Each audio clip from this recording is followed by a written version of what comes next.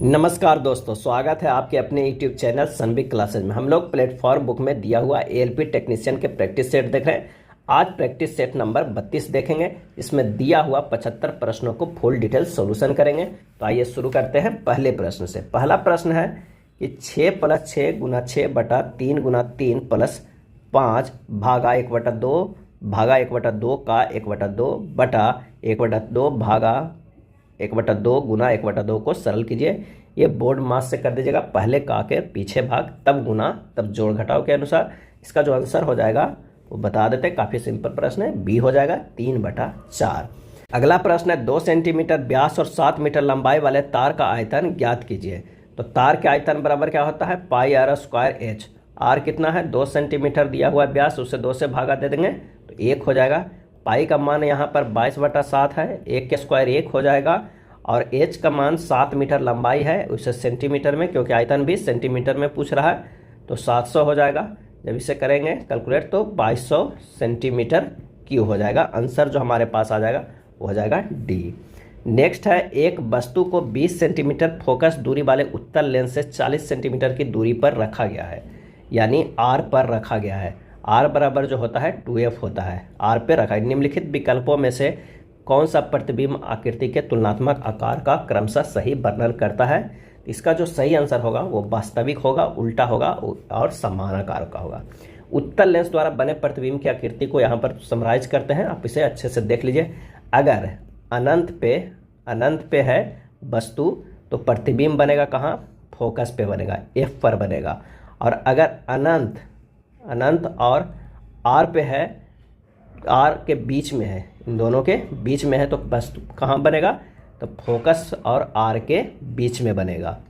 प्रतिबिंब जो है फोकस और आर के बीच में बनेगा।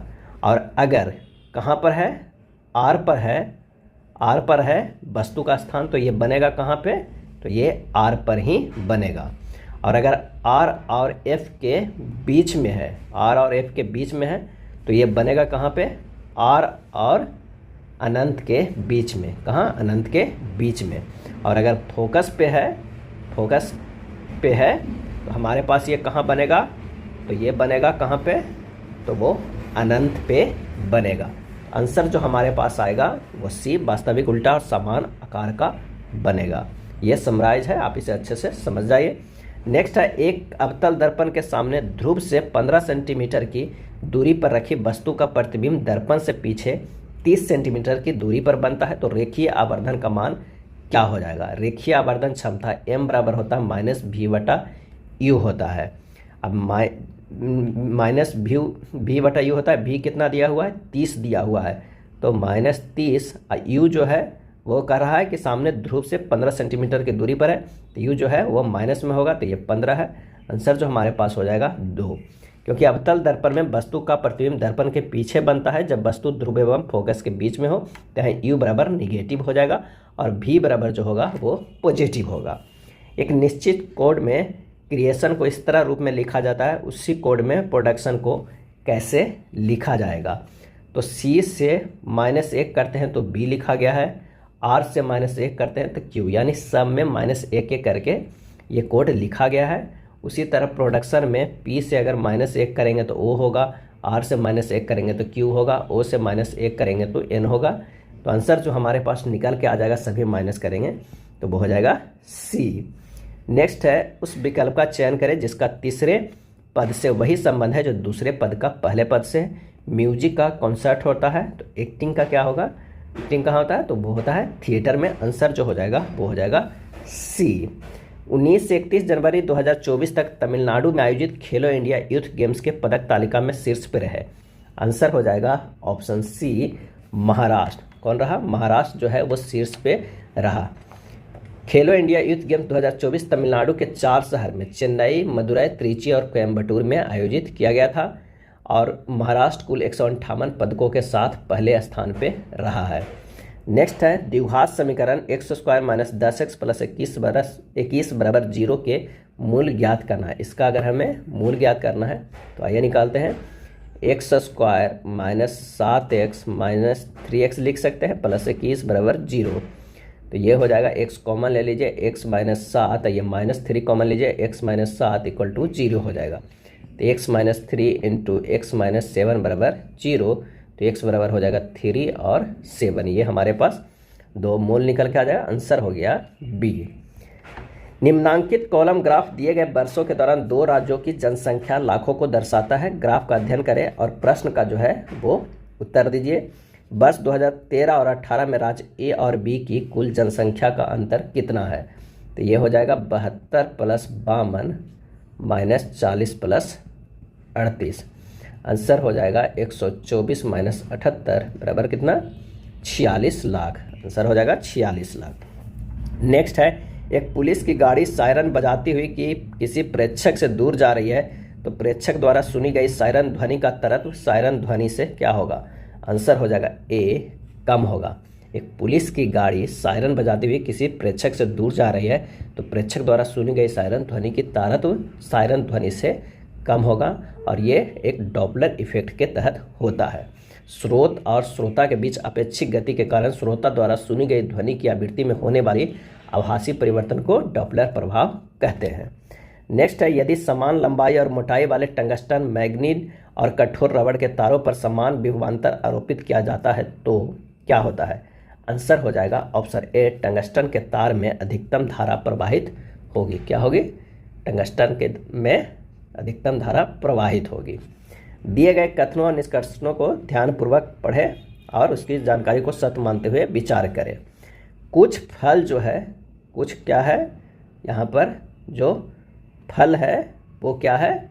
फूल है। कुछ फल जो है यहाँ पर फूल है, और सभी औषधियाँ जो है वो क्या है? फूल है। यहाँ पर ये हो जाएगा औषधियाँ, ये हो जाएगा फूल, और ये हो जाएगा हमारे पास हो जाएगा फल। एक तरह का ये बन सकता है, एक तरह का बन सकता है ये अगर औषधि है, और ये हमारे पास फूल है, और ये हो जाएगा हमारे पास फल। इस तरह के बन सकता है। निष्कर्ष है, सभी फूल औषधियाँ हैं, गलत है। कोई औषधि फल नहीं है, गलत है। यह कथन स्पष्ट है कि ना तो एक और ना ही निष्कर्ष दो पालन करता है। आंसर हो जाएगा ऑप्शन ए। नेक्स्ट प्रश्न है, यदि ए बी की पत्नी है, ए जो है वो क्या है? वो बी की पत्नी है। उसके बाद कह रहा है सी बी और डी का पिता है। सी जो है वो क्या है? बी और डी का पिता है, यानी बी और डी जो है वो क्या है? एक दूसरे के भाई होंगे, और ये क्या है? पिता है। कौन? सी। नेक्स्ट क्या है? डी ई का भाई है। डी जो है वो ई का भाई है, ई का ये भाई है, यानी ये लड़की भी हो सकती है ई।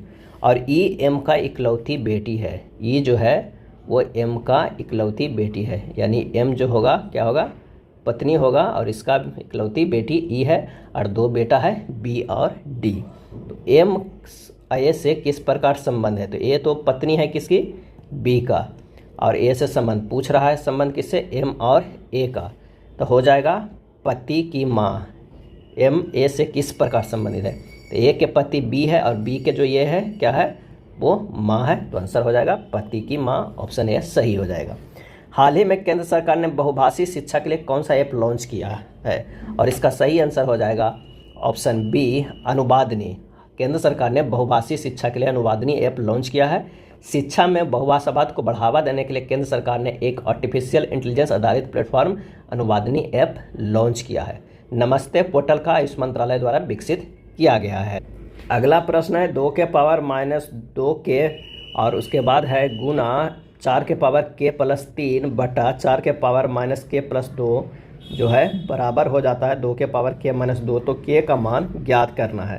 तो आइए इसे सोल्व करते हैं। 2 के पावर माइनस 2 के गुना 2 के पावर 2 के प्लस 6 लिख सकते हैं, 2 से गुना कर दिया ऊपर, और ये हो जाएगा हमारे पास कितना? 2 के पावर माइनस 2 के प्लस 4 बराबर 2 के पावर के माइनस 2। जब इसे और आगे सोल्व करें तो 2 के पावर माइनस 2 के प्लस 2 के प्लस 6 बटा ये हो जाएगा 2 के पावर माइनस 2 के प्लस 4 हो जाएगा, और ये बराबर हो जाएगा 2 के पावर के माइनस 2। जब इसे और आगे सोल्व कीजिएगा तो ये हमारे पास आ जाएगा 2 के पावर माइनस नहीं होगा, 2 के पावर 6 माइनस 2 के पावर के प्लस 4 बराबर हो जाएगा 2 के पावर k-2।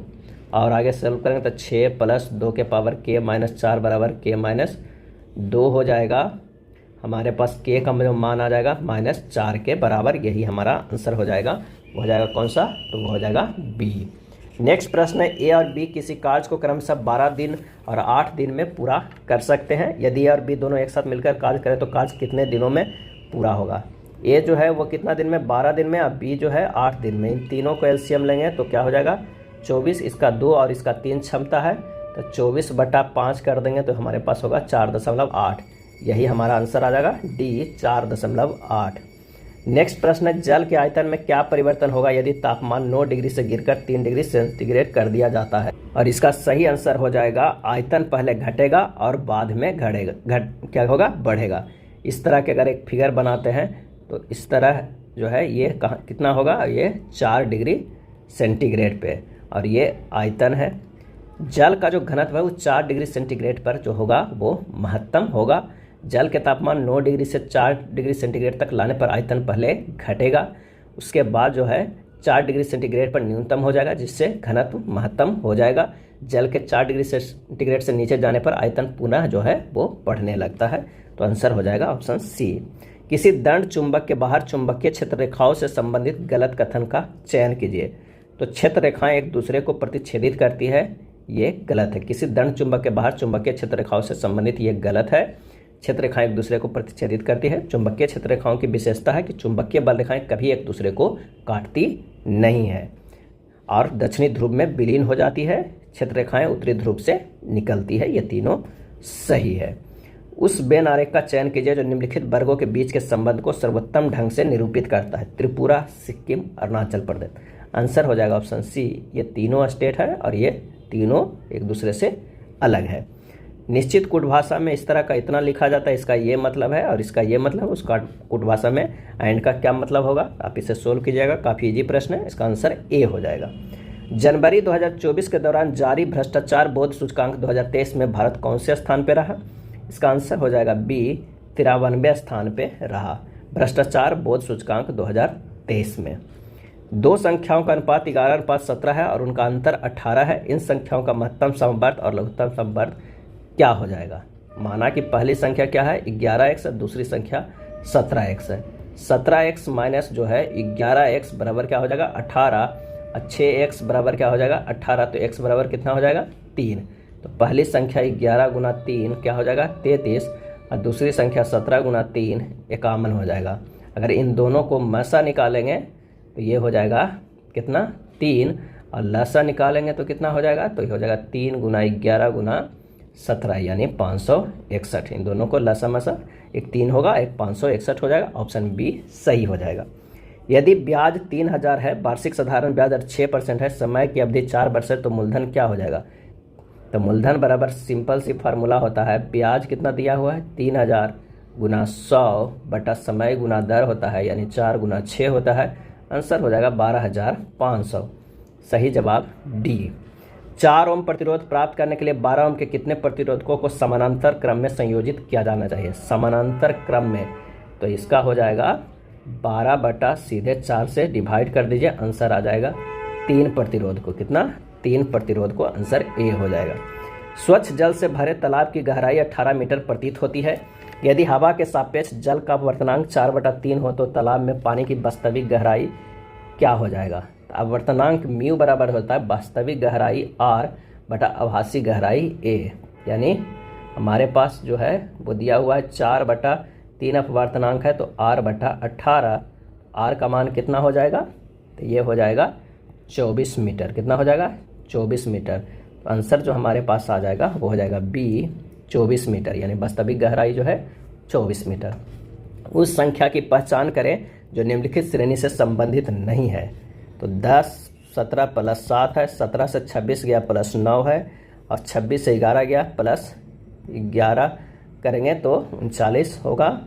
ऐसे क्या है यहाँ पर 26 और 11 करेंगे तो क्या हो जाएगा? 37। तो आंसर जो हमारे पास है वो गलत है। कौन सा? वो है बी, यहाँ पर होना चाहिए 37 होना चाहिए, क्योंकि 7 से 2 जोड़ के 9, 9 से 11, अगला 13। 37 प्लस 13 किया जाता तो 50 होता। गलती कौन सा है, तो वह है 39। दिए गए विकल्पों में से उस अक्षर युग्म का चयन कीजिए जो नीचे दिए गए अक्षर युग्मों के समान संबंध प्रकट करता है। तो 22 से अगर हम देखते हैं कहाँ पे जा रहा है, तो 22 से जो जा रहा है वो भी, तो ये हो रहा है -3, और बी से ई जा रहा है तो +3 हो रहा है। उसी तरह भी से टी गया तो ये प्लस क्या हो गया, -2 हो गया बी से, और ई से जी गया तो ये है +2। उसी तरह टी से हमारे पास क्या होगा, -4 गया तो हमारे पास क्या हो जाएगा, पी हो जाएगा, और जी से हमारे पास +4 करेंगे तो क्या हो जाएगा, के हो जाएगा। आंसर जो हमारे पास आएगा वो हो जाएगा सी।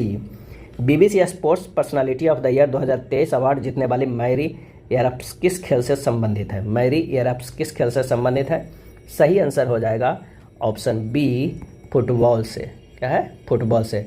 मैरी एयरप्स फीफा महिला विश्व कप 2023 में इंग्लैंड टीम की कप्तान रही थी। उस बंद घन का संपूर्ण पृष्ठीय क्षेत्रफल सेंटीमीटर स्क्वायर में ज्ञात कीजिए जिसकी प्रत्येक भुजा की लंबाई जो है वो 8 सेंटीमीटर है। तो घन का संपूर्ण पृष्ठ का क्षेत्रफल जो होता है वो कितना होता है, 6 गुना भुजा के स्क्वायर। भुजा के स्क्वायर यानी 6 गुना 8 के स्क्वायर यानी 384 सेंटीमीटर स्क्वायर होगा। आंसर हो जाएगा ऑप्शन सी। यदि 4 sin स्क्वायर थीटा बराबर 1 है और थीटा एक न्यून कोण है तो cos square theta plus tan square theta का मान ज्ञात कीजिए। दिया हुआ है कितना, 4 sin स्क्वायर थीटा बराबर 1, तो sin स्क्वायर थीटा बराबर 1/4, तो sin थीटा बराबर हो जाएगा हाफ, तो थीटा बराबर हो जाएगा 30 डिग्री। अब मान रख दीजिए cos square 30 degree plus tan square 30 degree हो जाएगा √3/2 के होल स्क्वायर प्लस 1/√3 के होल स्क्वायर। ये हो जाएगा कितना, 3/4 प्लस 1/3 बराबर 13/12। आंसर हो जाएगा ऑप्शन बी। 2 कुंडलियां जो है ए और बी इस प्रकार है कि ए एक की कुंजी और एक धारा नियंत्रक के माध्यम से एक बैटरी से संयोजित है और बी एक गैल्वेनोमीटर से संयोजित है। इन्हें एक दूसरे के समानांतर और एक दूसरे के निकट व्यवस्थित किया गया है। निम्न में से किस अवधि के दौरान बी में प्रेरित धारा नीचे वर्णित दिए गए अनुसार होगी। 0 से 50 सेकंड ए में धारा स्थिर रहती है, 50 से 60 सेकंड ए में धारा नियत दर से घटती है। इसका सही आंसर हो जाएगा ऑप्शन बी, केवल 2 सही हो सकता है। क्या है, कुंडली के सापेक्ष चुंबक को गति कराने पर कुंडली में एक प्रेरित धारा उत्पन्न होती है जिसकी दिशा चुंबक के गति के दिशा के विपरीत होती है। इस घटना को विद्युत चुंबकीय प्रेरण कहा जाता है। विद्युत चुंबकीय प्रेरण के बारे में सर्वप्रथम फैराडे ने बताया था। नेक्स्ट है, आवर्त सारणी के किसी भी आवर्त में बाएं से जाने पर कक्षाओं की संख्या पर क्या प्रभाव पड़ता है। आंसर हो जाएगा ए, एक समान रहती है। क्या रहती है, एक समान रहते हैं। नेक्स्ट है, 13 पर की जाने वाली संख्याएं जैसे जोड़ना, घटाना, गुना करना इत्यादि 13 पर ही की जानी चाहिए। 13 और 1 3 से विभक्त करना और फिर 1 से 3 पे गणितीय संक्रिया करने की अनुमति नहीं है। इस समुच्चय का चयन करना है और बताना है कि मौजूदा संख्याओं के बीच के वह संबंध निम्नलिखित समुच्चयों के संख्याओं के बीच में किस तरह है। तो आइए देखते हैं, 11 - 3 करेंगे तो कितना होगा 8, इसका स्क्वायर करेंगे तो 64। इसी तरह अगर हम क्या करेंगे 17 - 11 तो आ जाएगा 6 के स्क्वायर करेंगे तो 36। यानी इन दोनों के घटाने के बाद जो बचेगा उसे स्क्वायर करते हैं तो वही हमारा बीच वाला आता है। तो विकल्प ए में अगर हम देखते हैं 24 - 11 करते हैं तो 13 है, इसको स्क्वायर करेंगे तो ये 169 हो जाएगा। आंसर जो हमारे पास है वो ए सही हो जाएगा। 6 दोस्तों को ABCDF के सभी की लंबाई अलग अलग है। ए केवल 3 अन्य दोस्तों से लंबा है, बी एफ से लंबा है, डी केवल एक दोस्त से लंबा है, सी डी से लंबा है लेकिन एफ से छोटा है। सभी दोस्तों में दूसरा सबसे लंबा कौन है। अगर दी गई जानकारी के अनुसार लंबाई को व्यवस्थित करेंगे तो हो जाएगा B greater than F greater than A greater than C greater than D greater than E. Answer जो हो जाएगा ऑप्शन ए वो होगा दूसरा सबसे लंबा एफ होगा। जनवरी 2024 में गुट निरपेक्ष आंदोलन का 19वां शिखर सम्मेलन कहाँ किया गया। सही आंसर हो जाएगा ए, युगांडा में किया गया। कंपाला युगांडा में आयोजित किया गया। गुट निरपेक्ष आंदोलन यानी नैम की है जो स्थापना कब हुआ था, पहला सम्मेलन 1961 ईस्वी में बेलग्रेड यूगोस्लाविया में आयोजित किया गया था। और 19वां G20 शिखर सम्मेलन 2024 में कहाँ होगा, तो वो ब्राज़ील में किया जाना है। कहाँ, ब्राज़ील में। और 2023 में कहाँ किया गया था, तो भारत में किया गया था। नेक्स्ट है, एक आदमी 3,30,000 की एक पुरानी कार खरीदता है और उसकी मरम्मत पर 40,000 खर्च करता है। यदि वह इस कार पर 15% लाभ अर्जित करना चाहता है तो उसे कार किस मूल्य पर बेचनी होगी? तो सबसे पहले तो 3,30,000 में कितना जोड़ना होगा? 40,000 जो मरम्मत किया था, यानी 3,70,000 उसके पास आ गया। अब उस पर लाभ जो है वो कितना है? वो 15% लेना चाहता है, तो 37,000 पे 15% निकाल दीजिएगा। तो 3,70,000 पे 15% निकाल दीजिएगा, सीधे 115 निकाल दीजिए तो एक ही बार में आ जाएगा। तो आंसर हो जाएगा 4,25,500। सही आंसर हो जाएगा ऑप्शन डी। नरेश 10,000 की राशि को 10% वार्षिक चक्रवृद्धि ब्याज दर पर जमा करता है। 2 वर्ष बाद नरेश को प्राप्त होने वाला मिश्रधन क्या हो जाएगा? तो 10,000 कितने में चक्रवृद्धि ब्याज 10%, तो 110/100 होगा और फिर 110/100 होगा। जब इससे सोल्व कीजिएगा तो हमारे पास आंसर आ जाएगा कितना? तो वो हो जाएगा 12,100 रुपया। सही आंसर हो जाएगा ऑप्शन डी। निम्न में से कौन सा क्षार अल्कली नहीं है? और इसका आंसर हो जाएगा ऑप्शन ए, CuOH के होल ट्वाइस। कॉपर हाइड्रोक्साइड वास्तव में हाइड्रेट कॉपर ऑक्साइड है। Li, Na, Mg एवं Al तत्वों में आयनीकरण विभव का मान सबसे कम किसका होता है? और इसका जो सही आंसर हो जाएगा वो होगा ऑप्शन बी, Na का। ऊपर से नीचे जाने पर आयनन विभव घटता है तथा बाएं से दाएं जाने पर बढ़ता है। तो इसका जो आंसर हो जाएगा वो हो जाएगा बी। नेक्स्ट है, यदि L को भागा को निरूपित करता है, M गुना को, P प्लस को, Q माइनस को, तो नीचे दिए गए विकल्पों में कौन सा समीकरण सही होगा? तो इसका जो आंसर हो जाएगा वो हो जाएगा ऑप्शन ए जो ऑप्शन है वो सही है।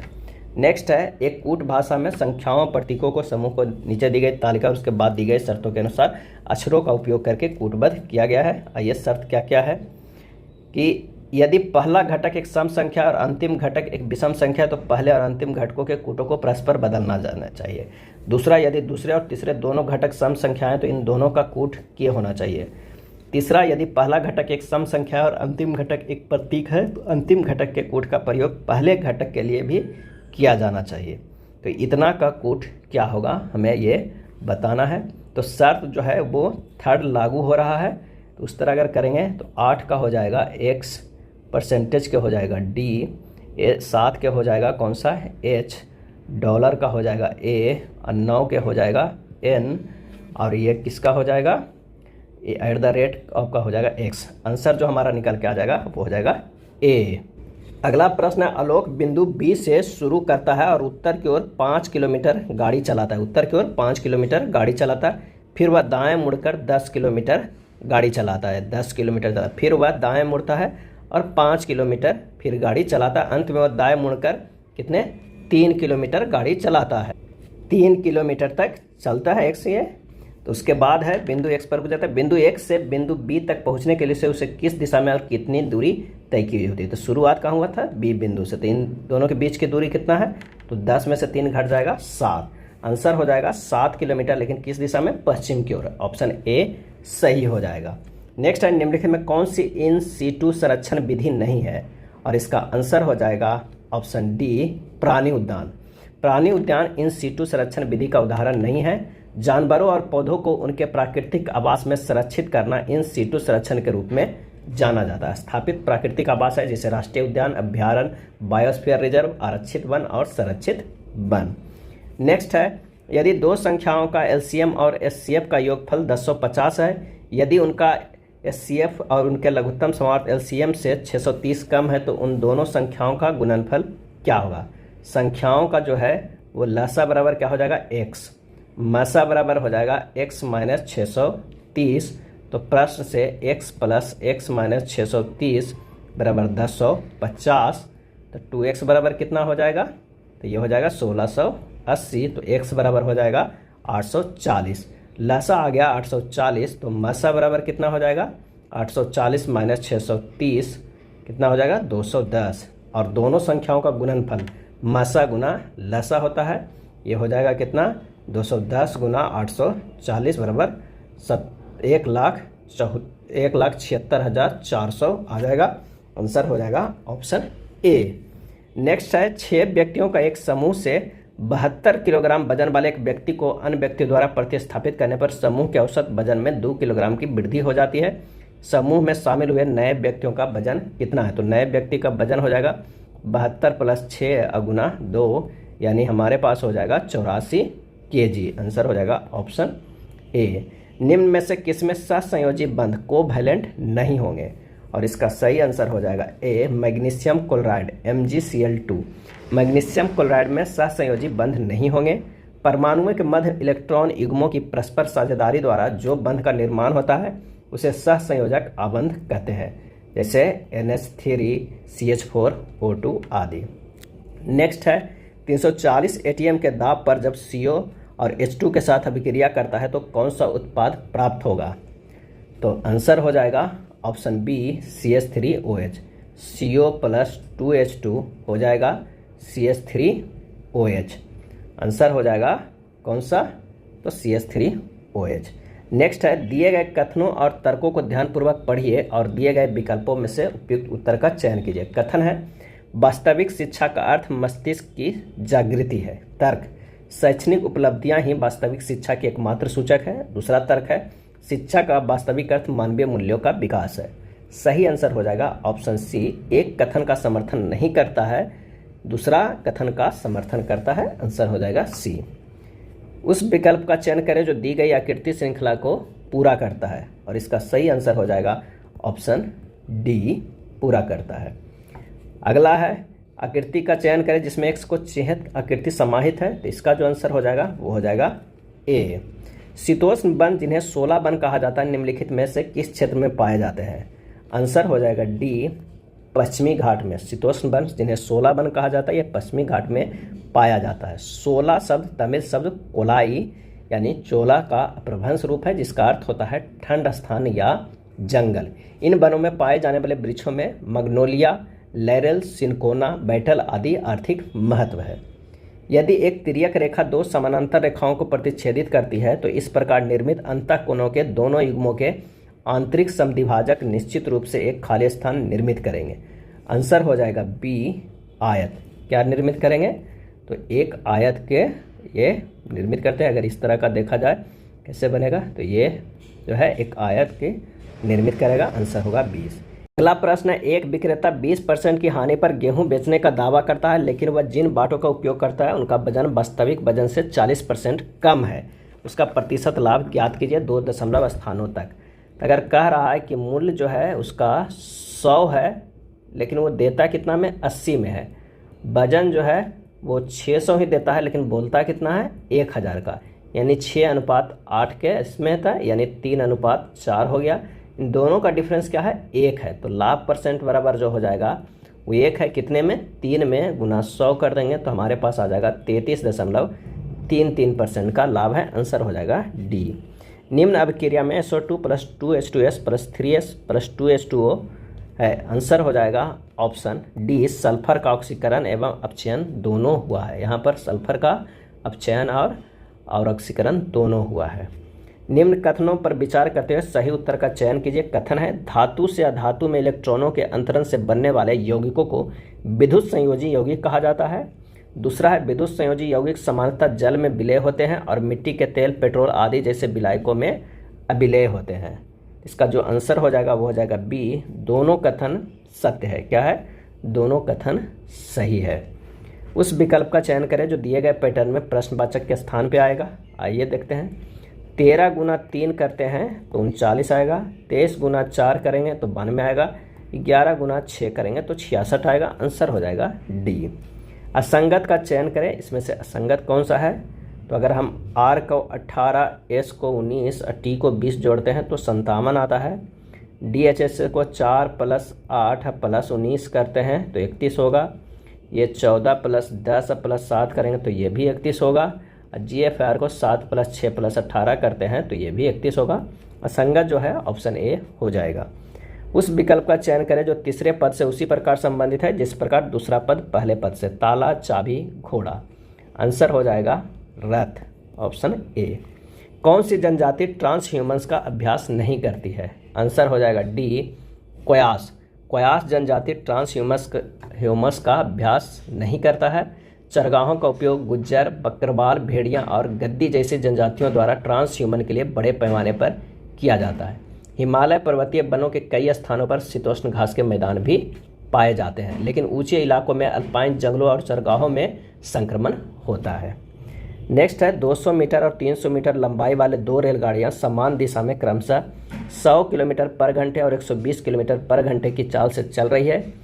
पीछे से आने वाली तेज रेलगाड़ी द्वारा दूसरी रेलगाड़ी को पूरी तरह से पार करने में लगने वाला समय मिनट ज्ञात कीजिए। तो इसका जो हो जाएगा, तेज रेलगाड़ी द्वारा दूसरे रेलगाड़ी को पार करने में लगा समय हो जाएगा कितना, तो ये हो जाएगा 200 प्लस 300 बटा 120 माइनस 100 कर दीजिए, उसे 5/18 से गुना कर दीजिए। हमारे पास आ जाएगा कितना, तो वो हो जाएगा 90 सेकेंड 1.5 मिनट।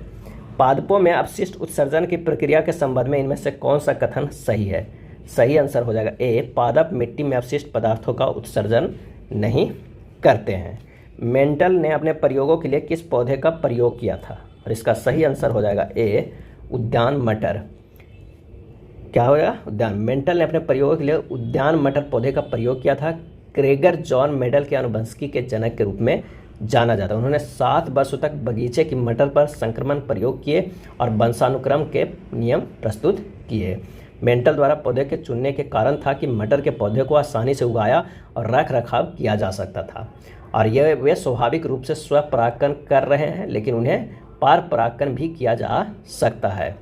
नेक्स्ट है, स्त्री में गर्भाधान हो जाए तो कौन सा हार्मोन का स्रावन होने लगता है? और इसका आंसर हो जाएगा ऑप्शन बी, कोरियोनिक गोनाडोट्रोपिन। स्त्री में गर्भाधान हो जाए तो कोरियोनिक गोनाडोट्रोपिन हार्मोन का स्रावन होने लगता है।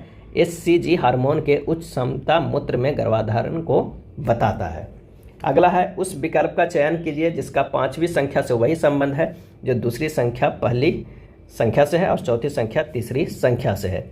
आइए देखते हैं, अगर 8 के स्क्वायर गुना 2 माइनस 1 करेंगे तो हो जाएगा 8 के स्क्वायर 64 गुना 2 माइनस 1, ये हो जाएगा कितना, 128 माइनस 1 बराबर 127 आ जा रहा है।